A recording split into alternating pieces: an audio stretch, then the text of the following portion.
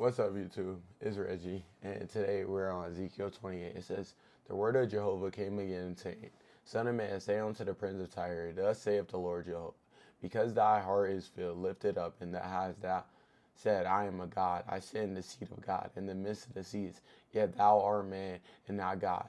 Though thou hast set thy heart as the heart of God." So he's condemning him for claiming to be God. That's blasphemy. And it says, "Behold, thou art wiser than Daniel. There is no secret that is hidden from thee.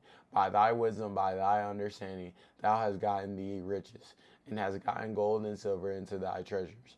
By thy great wisdom and by thy traffic hast thou increased thy riches, and thy heart is lifted. Thy heart is lifted up because of thy riches. Therefore, thus saith the Lord Jehovah, because thou hast set thy heart as the heart of God. Therefore, behold, I will bring strangers upon thee, the terribles of the nations, and they shall draw their swords against the beauty of thy wisdom, and they shall defy thy brightness. They shall bring thee down to the pit, and thou shalt die the death of them that are slain in the hearts of the sea." So he's telling them that your time will come. Like, you got your rewards in heaven. I mean, your rewards are not in heaven because you wanted to live on this earth as you are a God. Like, he wanted to act like he was a God when he's not. And now God is about to humble him. It says, "Wilt thou yet say, before him that is slain, thee I am God, but thou art man, and not God, in the hand of him that wounded thee. Thou shalt die the death of the uncircumcised by the hand of strangers. For I have spoken to saith the Lord Jehovah. Moreover, the word of Jehovah came unto me, saying, Son of man, take up lamentation over the king of Tyre, and say unto him, Thus saith the Lord Jehovah, Thou sealest up the sum, full of wisdom and perfect in beauty. Thou hast washed in Eden, the garden of God. Every precious stone was thy covering, the sardius, the topaz, the diamond, the beryl, the onyx, the jasper, the sapphire, the emerald, the carbuncle, the gold, and the workmanship of the tabrets of thy pipes was in thee. In the day that thou wast created, they were prepared." So he's telling them that it started off pure, but you corrupted it by your own leaning on your own understanding and trying to being too prideful that, like Satan, he thought he could become God. It says, Thou wast the anointed cherubim that covereth, and I set thee, so that thou was upon the holy mountain of God. Thou hast walked up and down in the midst of the stones of fire. Thou wast perfect in thy ways from the day that thou wast created. To run righteousness was found in thee. By the abundance of thy traffic they filled in the midst of thee with violence, and thou hast sinned. Therefore I have cast thee as profane out of the mountain of God, and I have destroyed thee. O covering cherubim, from the midst of the stones of fire, thy heart was lifted up because of thy beauty. Thou hast corrupted thy wisdom by reason of thy brightness, and I have cast thee to the ground. I have laid thee before kings, and they may behold thee.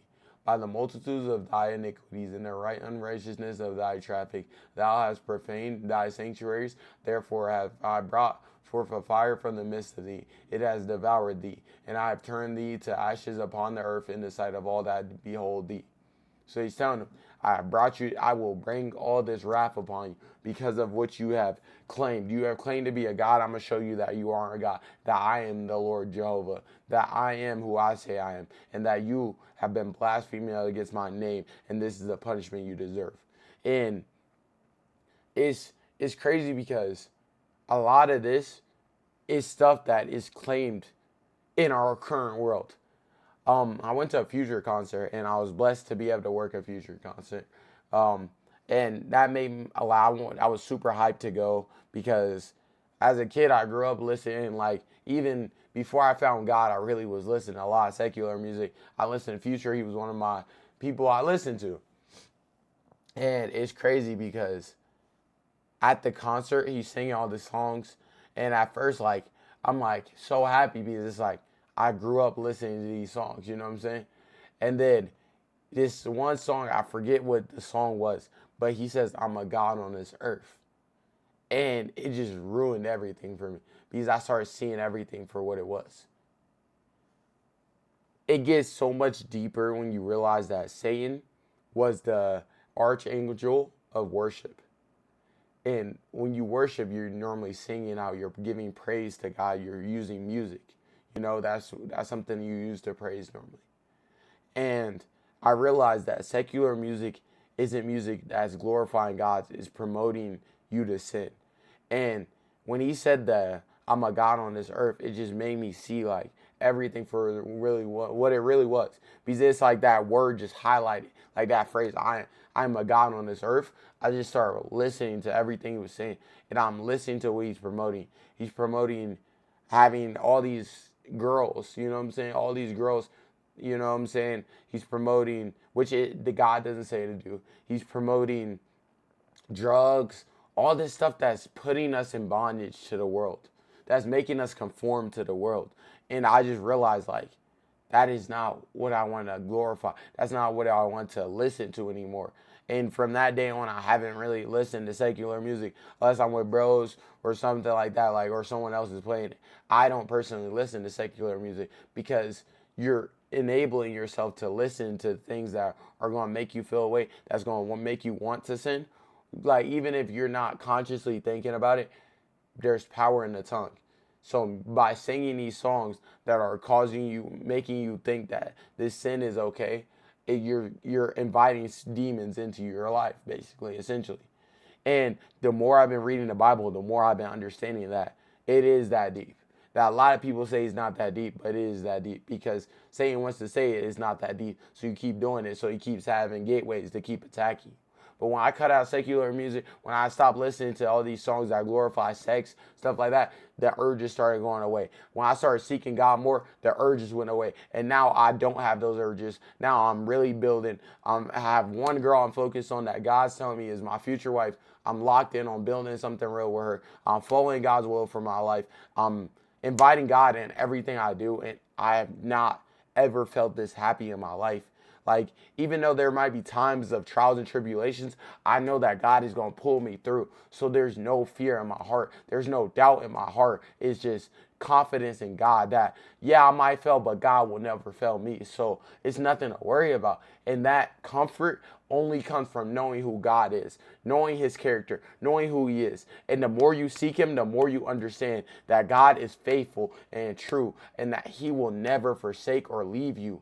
And that's why you can't be like these people saying you love God but living in sin. Choose to live how God says to live because you know his ways are higher than yours and better than anything you can imagine. Put your faith in Jesus today and you will be saved. And it continues. It says, the word of Jehovah came unto me, saying, Son of man, set thy face against Syria and prophesy against it. And say, thus saith the Lord Jehovah, behold, I am against thee, O Sidon, and I will be glorified in the midst of thee, and they shall know that I am Jehovah, when I shall have executed judgments in her, and shall be sanctified in her. But you got to think about it. When these people are sitting, they're going against how God says to live. Now, we know by our faith in Jesus, we are made saints. We are made righteous. A saint is someone that is righteous. And none of us are just saints by ourselves, because our works cannot make us righteous. But by putting your faith in Jesus, you are made righteous for now and forever. That's why you go on living righteously, because you're made righteous through Jesus, right? Who you believe in, who you put your faith in, okay? Saints follow God's will. If we know that we hate sin as much as God because we know how damaging sin can be. So when he's doing this, he's getting justice for the saints. He's getting justice for the believers. And when you realize this, you realize that God is trying to lead everyone to repentance. The people that are going against him, he wants to lead them to repentance. And when he holds these people that are going and living in sin accountable, it's because he's being a just God and he's following what he says. He says in his word, if you put your faith in me, you will be saved. That's a paraphrase, but Jesus basically says, I am the way, the truth, and the life. That no one will come to the Father except through me. Okay? And we know Jesus, fully man, fully God. So what does that mean? By putting your faith in Jesus, you are saved. If you do not put your faith in Jesus, you are condemning yourself to hell. Hell is a place made for Satan and the fallen angels that rebelled with him. But by not putting your faith in Jesus, you condemn yourself to hell, because God gives us the Bible. It's freely. It's abundant. You can download the app right now. But if you choose to keep living in ignorance, even though people are like me are telling you about the truth, the reality of the world, the Bible tells you about the truth and the reality of the world, and you don't believe it, that is condemning yourself to hell. So don't ever say, God sent me to hell. You sent yourself to hell. Okay? I just wanted to clear that up. It says, "For I will send pestilence to her and blood into her streets, and the wounded shall fall in the midst of her, with the sword upon her on every side, and they shall know that I am Jehovah. And there shall be no a prickling barrier unto the house of Israel, nor a hurting thorn of any that are round about, that did despite unto them, and they shall know that I am the Lord Jehovah.